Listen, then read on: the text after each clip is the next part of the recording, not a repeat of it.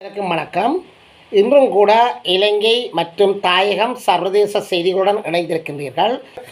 முதலில் தலைப்புச் செய்திகள். எமது விருப்பமின்றி பயங்கரவாத தடை சட்டம் பயன்படுத்தப்படுகின்றது. அமைச்சர் நலிந்த ஏதிச ஏற்றுக்கொண்டிருக்கின்றார். வவுனியாவில் அனுமதியின்றி மாடுகளை ஏற்றிச் சென்ற 3 கைது. போதைப் பொருளுடன் உடுத்துறையில் 1 கைது. சிஐடியால் மீண்டும் பிள்ளையான் கைது. மாவட்டபுரம் கந்தசாமி ஆலயத்துக்கு இந்தியாவில் இருந்து வந்த தர்மபுரம் ஆதீனம்.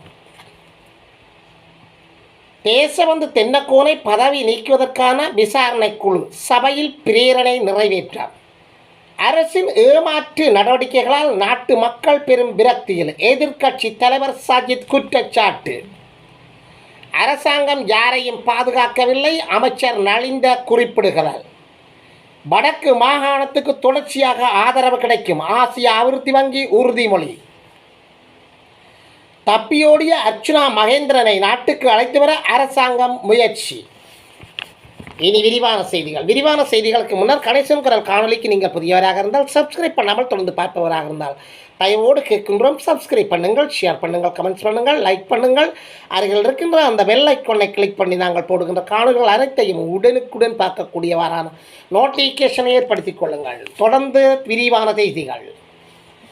எமது விருப்பமின்றி பயங்கரவாத தடைச்சட்டம் பயன்படுத்தப்படுகின்றது. அமைச்சர் நலிந்த திஸ்ஸ. எமது விருப்பமின்றி பயங்கரவாத தடைச்சட்டத்தை பயன்படுத்த வேண்டிய நிலைமையே தற்போது காணப்படுகின்றது என அமைச்சரவை பேச்சாளர் அமைச்சர் நலிந்த திஸ்ஸ தெரிவித்துள்ளார்.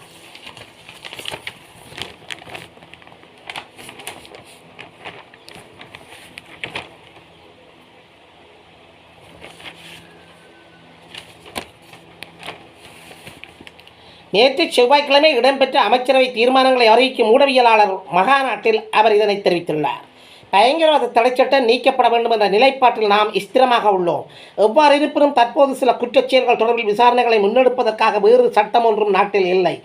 திட்டமிட்ட குற்றச்செயல்கள் தொடர்பான விசாரணைகளின் போது சந்தேகவர்கள் பயங்கரவாத தடைச்சட்டத்தின் கீழ் தடுத்து வைக்கப்பட்டு விசாரணைக்கு உட்படுத்தப்பட வேண்டும் என்பதே தற்போது நடைமுறையில் உள்ள சட்டமாகும் என அவர் குறிப்பிட்டுள்ளார். அனுமதியின்றி மாடுகளை ஏற்றிச் சென்றவர் வவுனியாவில் கைது. 3 கைது. வவுனியா பூவரசங்குளம் பகுதியில் அனுமதி பத்திரமின்றி மாடுகளை ஏற்றிச் சென்ற 3 கைது செய்யப்பட்டுள்ளனர். 20 மாடுகளும் மீட்கப்பட்டுள்ளதாக பூவரசங்குளம் போலீசார் தெரிவித்துள்ளனர். நேற்று இடம்பெற்ற இச்சம்பவம் தொடர்பில் மேலும் தெரிய வருவதாவது. வவுனியா பூவரசங்குளம் சந்தியில் கடமையில் ஈடுபட்டிருந்த போலீசார் லொரியொன்றை வழிமறைத்து சோதனையில் ஈடுபட்டனர். இதன்போது குறித்த லொரியில் அனுமதி பத்திரமின்றி 20 மாடுகள் கொண்டு செல்லப்பட்டமை கண்டறியப்பட்டுள்ளது. குறித்த வாகனத்தில் இருந்தவர்களை கைது செய்த போலீசார் 20 மாடுகளையும் போலீஸ் நிலையத்துக்கு கொண்டு சென்றனர். குறித்த மாடுகள் மல்லாவி பகுதியிலிருந்து குருநாகல் பகுதிக்கு கொண்டு செல்லப்படவிருந்தன. கைது செய்யப்பட்டவர்களை நீதிமன்றத்தில் முற்படுத்த போலீசார் நடவடிக்கைகளை எடுத்துள்ளனர். போதைப் பொருளுடன் உடுத்துறையில் 1 கைது. வடமராட்சி கிழக்கு உடுத்துறை பகுதியில் ஒரு தொகை போதைப் பொருளுடன் நேற்று அதிகாலை 1 கடற்படையால் கைது செய்யப்பட்டுள்ளார். மாவட்டபுரம் கந்தசாமி ஆலயத்தின் கும்பாபிஷேகத்தில் கலந்து கொள்ள யாழ் வந்த தர்மபுரம் ஆதீனம். வரலாற்று பிரசித்தி பெற்ற மாவட்டபுரம் கந்தசாமி ஆலயத்தில் மகா கும்பாபிஷேக பெருவிழாவில் கலந்து கொள்வதற்காக இந்தியாவின் தர்மபுரம் ஆதீன குருக்கள் மகா சன்னிதானம் மாசிலாமணி தேசிய ஞான சம்பந்த பரமாச்சாரியார் சுவாமிகள் நேற்று யாழ்ப்பாணம் சர்வதேச பலாலி விமான நிலையம் ஊடாக யாழ்ப்பாணம் வந்தடைந்தார். தேசபந்து தென்னக்கோனை பதவி நீக்குவதற்கான விசாரணை குழு சபையில் பிரேரணை நிறைவேற்றம். முன்னாள் போலீஸ் மா அதிபர் தேசபந்து தென்னக்கோனை பதவி நீக்குவது தொடர்பான விசாரணை குழு ஒன்றை நியமிப்பது தொடர்பில் பிரேரணை 157 வாக்குகளால் நேற்று பாராளுமன்றத்தில் நிறைவேற்றப்பட்டன. சிஐடியால் பிள்ளையான் கைது. தமிழ் மக்கள் விடுதலை புலிகள் கட்சியின் தலைவரும் முன்னாள் கிழக்கு மாகாண முதலமைச்சருமான பிள்ளையான் எனப்படும் சிவனேசதுரை சந்திரகாந்தன் நேற்று கைது செய்யப்பட்டுள்ளார். கட்சி தலைமை காரியாலயத்தில் வைத்து அவர் கைது செய்யப்பட்டுள்ளார். கொழும்பிலிருந்து வருகை தந்த குற்றப்புலனாய்வு திணைக்களத்தினரால் இந்த கைது நடவடிக்கை மேற்கொள்ளப்பட்டது. எவ்வாறாயினும் கைதுக்கான காரணங்கள் இதுவரை வெளியிடப்படவில்லை.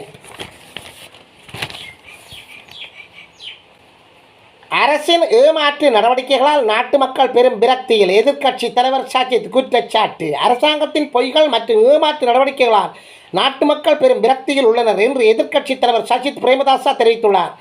புத்தளம் நகரில் நேற்று செவ்வாய்க்கிழமை இடம்பெற்ற மக்கள் சந்திப்பில் கலந்து கொண்டு உரையாற்றும் போது எதிர்க்கட்சி தலைவர் சஜித் பிரேமதாசா இவ்வாறு தெரிவித்துள்ளார். அவர் மேலும் தெரிவிக்கையில் முறையான பொருளாதார வேலைத்திட்டம் இன்மையால் நாடு பொருளாதார அளவை நோக்கி சென்று கொண்டிருக்கின்றது. இன்றைய நிலைவரப்படி எரிபொருள் மற்றும் எண்ணெய் மானியங்கள் வழங்கப்படவில்லை, உரமானியமும் வழங்கப்படவில்லை. அரசாங்கம் இந்த வரி கொள்கை தொடர்பில் சரியான நிலைப்பாட்டில் இல்லை. அரசாங்கம் உறக்கத்தில் முட்டாள்தனமாக பேசி வருகின்றது. இவ்வாறே போனால் நாடு பொருளாதார ரீதியில் பெரும் ஆபத்தில் விழும்.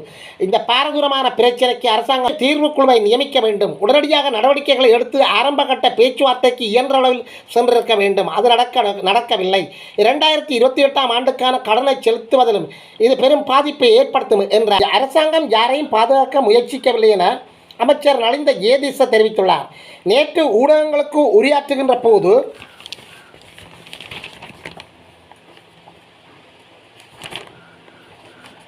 உரையாற்றிய அவர் பாதுகாப்பு துணை அமைச்சரின் அறிக்கை தொடர்பாக பரவும் செய்திகளை நிராகரித்தார்.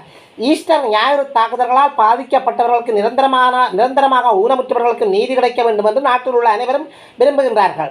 தாக்குதல்களுக்கு பொறுப்பானவர்கள் மீது சட்ட நடவடிக்கை எடுக்கப்பட வேண்டும் என்றார்.